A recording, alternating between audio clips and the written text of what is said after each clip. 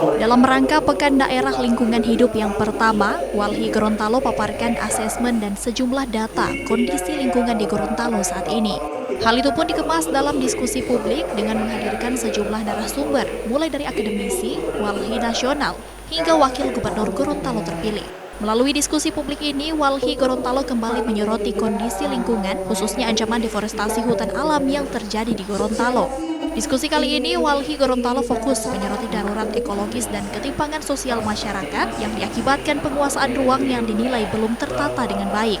Ketua Walhi Gorontalo bilang, kondisi hutan alam maupun penguasaan ruang di Gorontalo saat ini justru lebih banyak dikuasai dan dikelola oleh perusahaan. Bahkan Walhi Gorontalo mengatakan, tingginya produktivitas pertanian jagung juga berdampak pada pembebatan hutan di Gorontalo yang erat kaitannya dengan kebutuhan pasar perusahaan. Kalau kami Walhi melihat dari perspektif penguasaan ruang, dari alokasi penggunaan ruang di Gorontalo, itu dalam temuan kami itu ternyata lebih banyak untuk korporasi ya. Tadi seperti yang kami paparkan, itu masyarakat itu kalau kita lihat hanya sekitar 4% saja itu melalui mekanisme, melalui skema perhutanan sosial.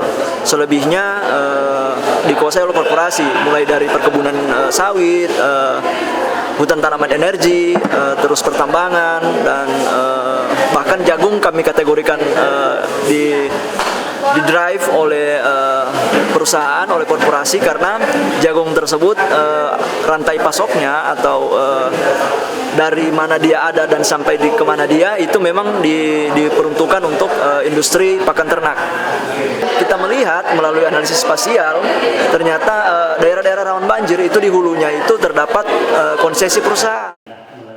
Kedepan, Walhi Gorontalo mengajak seluruh pihak yang ada untuk bersama-sama menyelamatkan Gorontalo dari ancaman deforestasi, darurat ekologis, maupun ketimpangan sosial. Di sisi lain, Walhi Gorontalo pun meminta agar pemerintah bisa memberikan solusi dan mengambil kebijakan yang tidak merugikan, baik kepada masyarakat maupun terhadap kondisi lingkungan. Sementara itu, Wakil Gubernur Gorontalo terpilih Ida Syahida menegaskan akan terus mendukung kegiatan maupun misi yang terus digaungkan oleh Walhi Gorontalo serta para pemerhati lingkungan.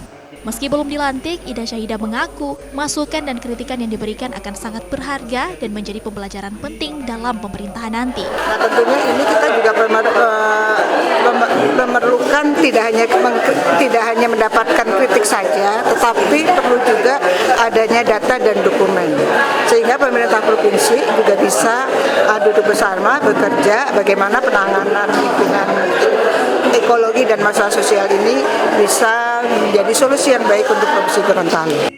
Ida Syahida pun berharap masyarakat dan pemerhati lingkungan dapat terus bersinergi dan menjalin komunikasi yang baik dalam upaya perbaikan penataan ruang dan lingkungan hidup di Gorontalo.